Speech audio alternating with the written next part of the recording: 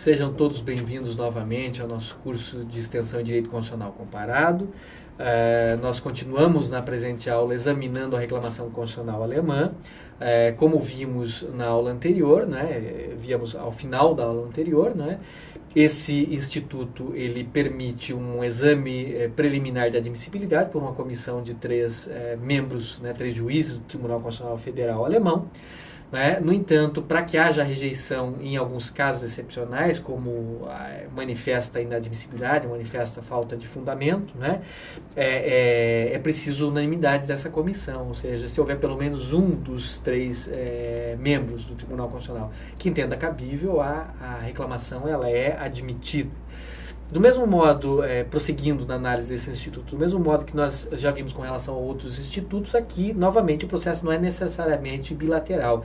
Não há que se pensar num modelo mais ou menos perfeito de processo acusatório. Ou seja, não necessariamente haverá uma defesa do ato. As autoridades, elas são instadas, as autoridades das quais emanou o ato legislativo, executivo ou judicial, sejam elas federais ou estaduais, que se reputa como lesiva a direitos fundamentais. Elas são oficiadas para que se manifestem no processo e façam a defesa do ato, caso elas tenham interesse, mas não necessariamente elas precisam fazê-lo. Elas podem deixar de se manifestar ou mesmo concordar com a procedência do pedido. Então, não há uma bilateralidade perfeita aqui. Não há partes num sentido mais estrito. Também, do mesmo modo que nós examinamos em instituto anterior, na reclamação austríaca e na bávara, aqui também existem amplos poderes instrutórios do relator. O relator tem iniciativa probatória, pode determinar de ofício uma série de medidas, uma série de diligências de fato e outras medidas que entender cabíveis como necessárias para o julgamento da reclamação constitucional. Então ele tem uma iniciativa, um poder de iniciativa muito mais amplo. Existe possibilidade de intervenção facultativa de interessados, como já mencionado. Existe também a possibilidade de intervenção facultativa de terceiros não interessados, os famosos amigos da corte, os amici curiae, esses terceiros não interessados que podem eventualmente vir a se manifestar e podem vir a agregar informações importantes para o julgamento de um processo dessa natureza, também são aqui admitidos. Então, também existe esta possibilidade. O julgamento da reclamação constitucional federal alemã, ele implica tanto a revisão de matéria de fato quanto matéria de direito. Nós temos que lembrar que aqui se trata de jurisdição constitucional das liberdades, então se imputa a determinados atos do poder público a violação de direitos fundamentais e, portanto, isso envolve muitas vezes não apenas questões de direito e questões constitucionais, mas também questões de fato. Então, naturalmente, aqui há uma revisão da matéria de fato cuja cognição foi feita pelas instâncias do Poder Judiciário ordinário, já esgotadas, e também questões, naturalmente, de direito, principalmente questões de constitucionalidade. E isso está conexo com esses poderes instrutórios mais ou menos amplos de que goza o relator, como já visto. Além disso, e exatamente para viabilizar essa instrução processual, existe a possibilidade de delegação. A legislação alemã prevê a possibilidade de delegação de poderes instrutórios para outros tribunais ou para outros órgãos do Poder Judiciário. Então, como o Tribunal Constitucional Federal está sediado em uma determinada cidade, de caso na Alemanha, aqui existe a possibilidade de delegação, quando os atos vêm de outros Länder, por exemplo, enfim, no local dos fatos é distante da sede do tribunal, naturalmente é muito mais fácil, muito mais racional, muito mais econômico delegar os atos instrutórios a outros órgãos, e esses órgãos do Poder Judiciário têm dever de cooperação para com o Tribunal Constitucional Federal Alemão. A decisão pelo Tribunal Constitucional Federal Alemão se dá após debates orais, que estão previstos na lei que regula o tribunal, a atividade e a jurisdição do tribunal e o processo de julgamento da reclamação constitucional, mas a decisão é feita em sessão secreta. Nós já vimos que existe essa possibilidade, que isso é algo que não é tão incomum nos tribunais constitucionais ou outros órgãos que exercem a jurisdição constitucional na Europa. E aqui, novamente, a decisão é secreta. Não a decisão. né? A deliberação é em sessão secreta, a decisão naturalmente será pública, mas efetivamente a decisão é tomada em sessão fechada, em sessão que não é permitida a presença do público ou das partes, né? E também aqui, novamente, não se registram votos divergentes, né? Efetivamente pode haver a divergência, a decisão pode ser por maioria, mas não há a possibilidade de se registrar um voto divergente com uma fundamentação distinta, né, da fundamentação adotada no voto vencedor e pelo relator do processo, diferentemente do que ocorre, por exemplo, no Supremo Tribunal Federal Brasileiro, diferentemente do que ocorre, por exemplo, na Suprema Corte norte-americana. Então, nós temos aqui efetivamente algo que é distinto, né? Já indo para a parte final do nosso tópico relativo à reclamação constitucional alemã, a decisão aqui ela tem efeito declaratório e efeito constitutivo, do mesmo modo que as decisões que nós já examinamos em aulas anteriores. Declara-se a inconstitucionalidade pela violação aos direitos fundamentais e, ao mesmo tempo, se constituem, ou melhor dizendo, se desconstituem os atos lesivos a direitos fundamentais, declarando a sua nulidade aqui e efetivamente estabelecendo as providências necessárias para a proteção do direito fundamental do lesado, do titular de direitos fundamentais e do impetrante, portanto. A eficácia, portanto, aqui é cassatória ou anulatória. Cassatória da decisão judicial ou anulatória do ato administrativo que violou direitos fundamentais, né? Ou até mesmo da lei que violou direitos fundamentais também, né? Nós vimos já que a reclamação constitucional alemã ela é cabível contra leis também, né? Federais ou estaduais. E ainda ela tem essa eficácia rescisória da coisa julgada, nós já estamos familiarizados com isso, né? Como é um instituto subsidiário, exige-se que se tenha esgotado a jurisdição ordinária, né?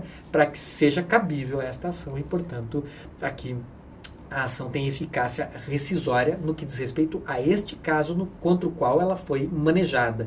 Ela não vai atingir a coisa julgada de outros casos, atingirá, no entanto, e eventualmente rescindirá a coisa julgada neste caso e provocará, portanto, o proferimento de uma nova decisão de mérito.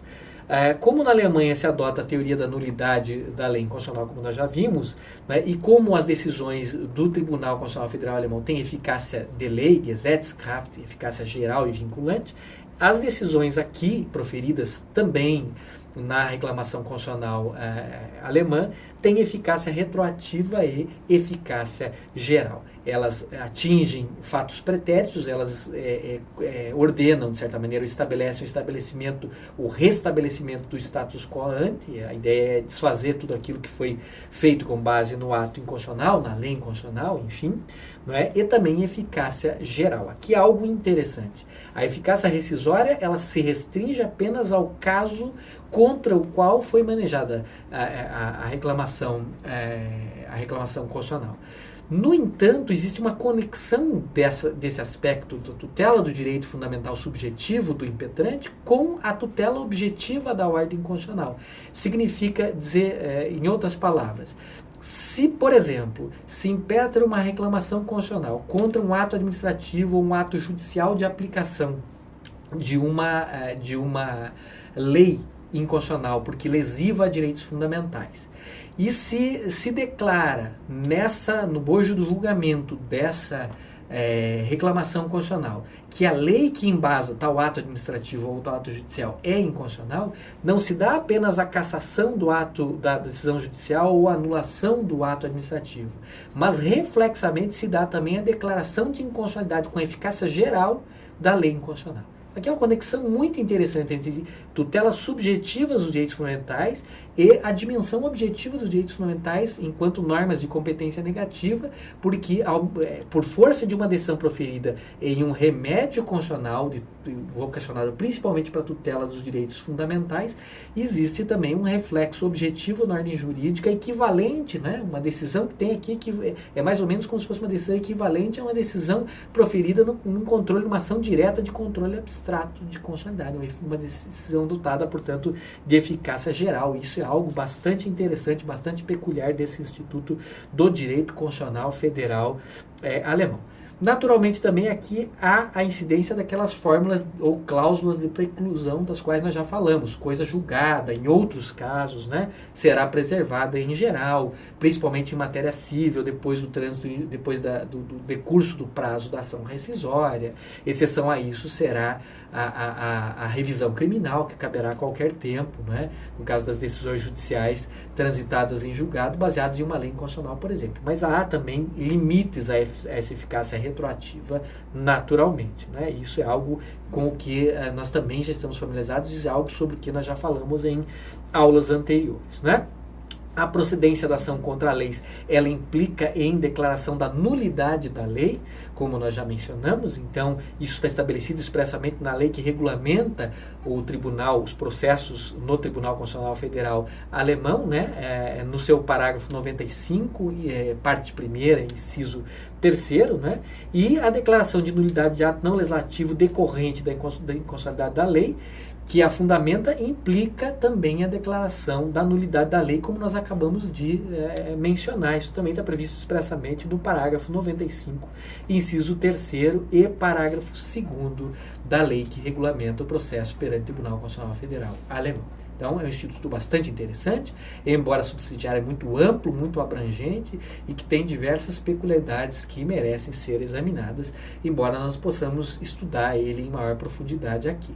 Gostaria de falar apenas, para encerrarmos esse tópico, que a reclamação constitucional é um instrumento importante na conformação do próprio direito constitucional federal alemão, na medida em que inúmeras decisões fundamentais, de fundamental importância, foram proferidas pelo Tribunal Constitucional Federal alemão, exatamente no âmbito do julgamento de reclamações constitucionais. Basta examinarmos a jurisprudência do Tribunal Constitucional Federal alemão, como, por exemplo, recorrendo ao excelente livro do constitucionalista Jürgen Schwab, de Leonardo Martins, né, 50 anos de jurisprudência do Tribunal Constitucional Federal alemão, e vamos constatar que várias das decisões mais importantes da jurisprudência do Tribunal Constitucional Federal alemão foram proferidas exatamente no julgamento de reclamações constitucionais.